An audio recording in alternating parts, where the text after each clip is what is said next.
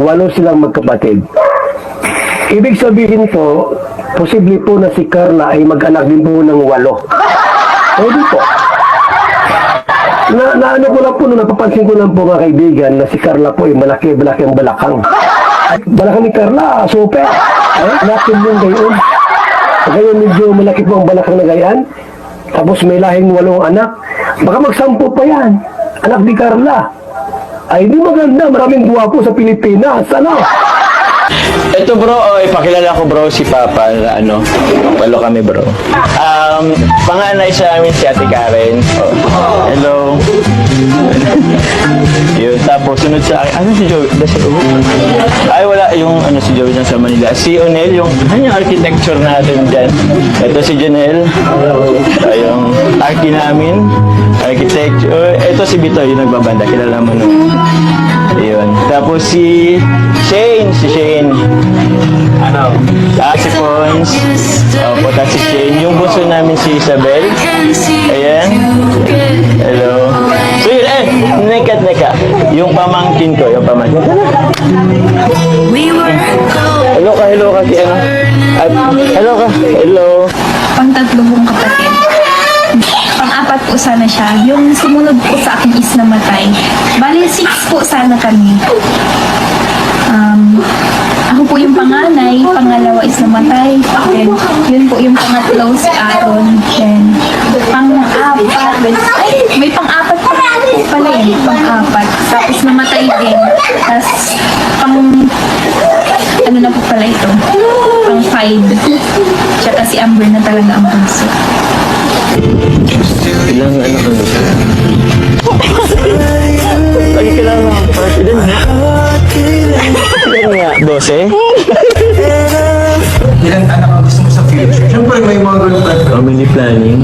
Siguro 3. Okay. 2 to 3. Okay. Anong mga pangalan? May pangalan na naman. Wala pa ba? Pag-isipan na lang natin. Job car yung panganay, yung pangalawa matatag. Tapos yung pangka forever. Paano mo ba ako na nasabing si Carla ng dawan? Ano ba yun? Sabi siya ng dawan. Paano masasabi yung dawan? Minsan kasi sa ano na lang din yan sa nararamdaman mo na lang din Hindi mo rin kasi siya ma-define.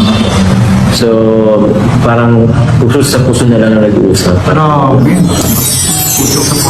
Ito bro, ipakilala ko bro si Papa, palo kami bro. Panganay sa amin si Ate Karen. Hello. Yun, tapos sunod sa akin, si Joey? Ay, wala, yung si Joey sa Manila. Si Onel, yung architecture natin dyan. Ito si Janelle. Yung archi namin, architecture. Ito si Bitoy, yung nagbabanda, kilala mo nun. Ayun. Tapos si Shane. Si Pons. Puta si Shane. Yung bunso namin si Isabel. Ayan.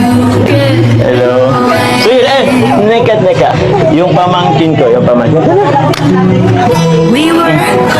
ka, Hello. Pang-3 kong kapatid. Pang-4 po sana siya. Yung sumunod po sa akin is namatay. Bali, 6 po sana kami. Ako po yung panganay, pangalawa is namatay. Then, yun po yung pangatlo si Aaron. Then, pang-4, may pang-4 pa po pala yun, pang-4. Tapos namatay din. Tapos, ano na po pala ito? Pang-5. Tsaka si Amber na talaga ang bunso. Ilang anak ano siya? Lagi kailangan ang part. Ilan nga? 12? ilang anak ang gusto mo sa future? Siyempre may mga ganun pa. Family planning. Siguro 3. Okay. 2 to 3. Okay. Anong mga pangalan? May pangalan na naman. Wala pa ba? Pag-isipan na lang natin. Job car yung panganay, yung pangalawa matatag.